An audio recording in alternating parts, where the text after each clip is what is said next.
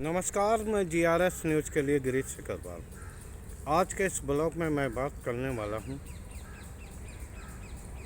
भारत जोड़ो न्याय यात्रा की और इंडिया नामक उस गठबंधन की जिसके की एलाई अब गठबंधन की धुरी कांग्रेस पर वार करने लगी है। आज के ब्लॉग में मैं विश्लेषण करूँगा कि क्या इंडिया गठबंधन बिखरने वाला है या कोई उन्होंने रणनीतिक योजना बनाई है। अभी भारत जोड़ो यात्रा आज भी असम में रहेगी और कल ये बंगाल में प्रवेश करेगी। इससे पहले ममता बनर्जी का एक बयान आ गया है जिसमें कि उन्होंने ये कहा है कि उनकी तैयारी पूरी सीटों पर लड़ने की है और उन्होंने इस बात के लिए भी खेद जताया है कि कांग्रेस ने अभी तक सीट शेयरिंग की बात नहीं की। उधर राहुल गांधी ने अपने सभी सहयोगियों को यात्रा में शामिल होने का न्योता भी भेजा है। खैर, ये इंडिया गठबंधन में उठ रहे ये बयान ये दिखाने को पर्याप्त है कि इंडिया गठबंधन के इस बयानबाजी से निश्चित तौर पर एनडीए को लाभ मिलता दिख रहा है और उसके नेता बहुत खुश हैं कि चलिए इनका गठबंधन चुनाव में जाने से पहले ही किस प्रकार अलग अलग तरह की बातें कर रहा है। तो यहाँ मैं इस बात का विश्लेषण करूँगा, क्या इंडिया गठबंधन में वास्तव में टूट हो रही? अगर बयानों को आधार माना जाए तो ये बात सत्य भी है।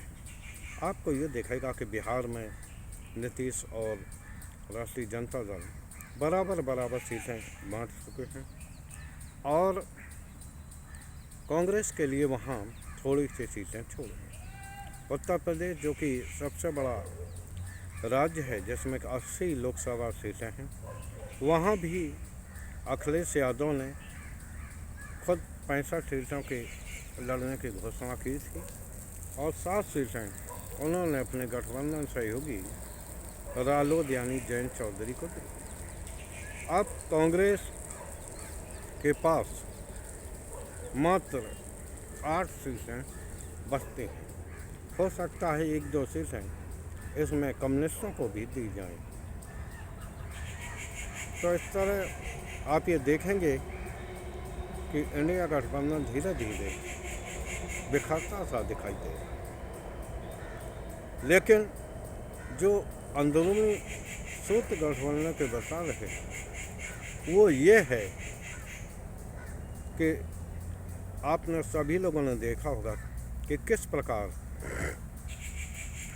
सत्ताधारी दल यानी कि भारतीय जनता पार्टी सरकारी जांच एजेंसियों का दुरुपयोग करती।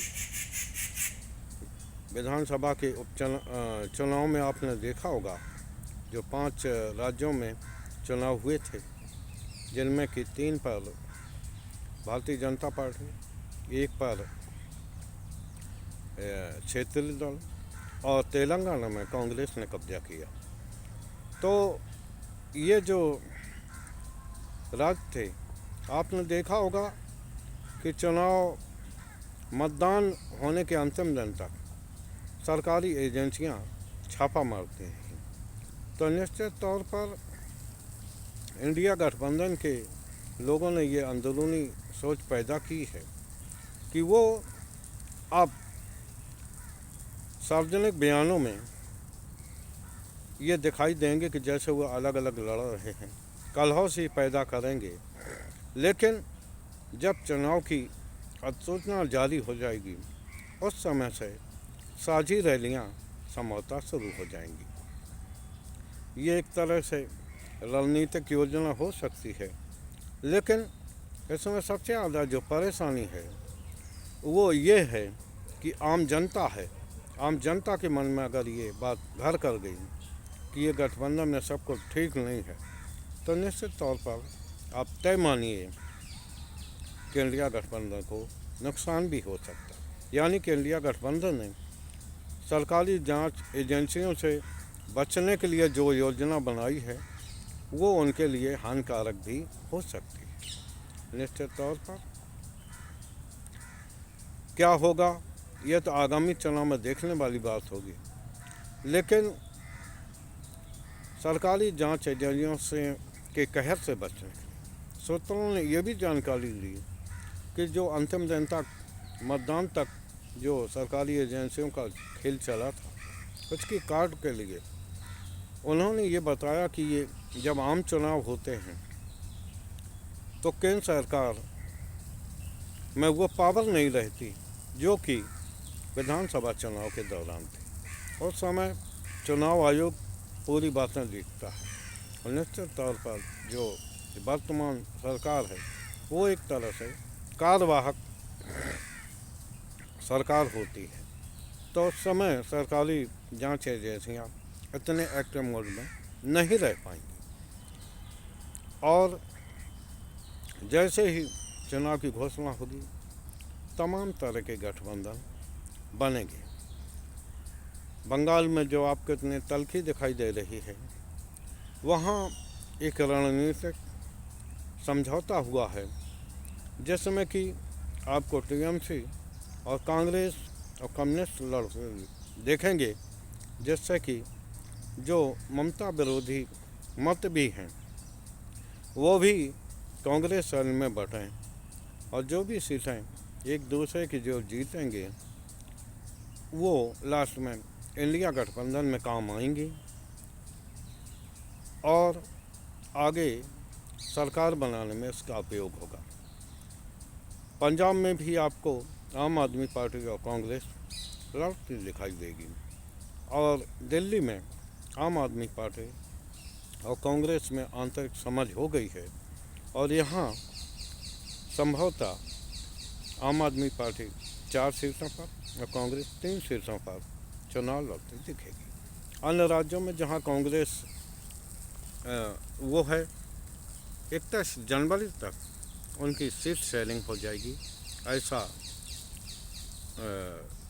दल की पूर्व राष्ट्रीय अध्यक्ष सोनिया गांधी के हवाले से ये जानकारी है। इस समय जो विपक्षी दलों का जो दिख रहा है रवैया वो मात्र इसलिए है कि अभी तक सीट शेयरिंग नहीं हुई। अखिलेश ने भी ये कहा कि यात्रा में तभी शामिल हुआ जाए जबकि सीट शेयरिंग हो। नीतीश पहले ही न्याय यात्रा पर सवाल खड़ा कर चुके हैं। उनका कहना था कि जब हम सब लोगों को एकजुट होकर साझी रैलियों के माध्यम से आम जनता की मदद होना चाहिए, तब कांग्रेस अपनी यात्रा निकाल रही है। वरिष्ठ नेता जदयू के त्यागी जी ने में से इस तरह का बयान दिया था। खैर जो भी होगा वो आगे चुनाव में दिखाई देगा, लेकिन जिस तरह से सरकारी जांच एजेंसियों के कहर से बचने के लिए जो योजना इंडिया गठबंधन ने बनाई है, हालांकि वो दुधारी तलवार तो है लेकिन वो ठीक भी जान पर हुई है। अब देखिए योजना में कौन सफल होता है और कौन नहीं, इस बात की जानकारी बाद में होगी। लेकिन भारतीय जनता पार्टी भी अब अपनी जो कंफर्ट जोन की सीटें हैं उन पर ध्यान फोकस कर रही है कि वहाँ उनकी सीटें कम न हों और जो जहाँ वो असहज महसूस करती है वहाँ 1-2 सीट निकाली जाए और जहाँ उनके लिए कुछ भी नहीं है वहाँ भी प्रचार के माध्यम से ये बात खड़ी की जाए कि अब एनडीए भी पूरी ताकत से चुनाव लड़ रहा। देखना ये है क्या सफल होगा क्या नहीं। 25 तारीख को जब पश्चिम बंगाल में यात्रा प्रवेश करेगी तो हो सकता है कि ममता बनर्जी उनके साथ न दिखाई दे। ये सब योजना के तहत होगा। आज के ब्लॉग में बस इतना ही। जय हिंद, जय भारत, जय संविधान।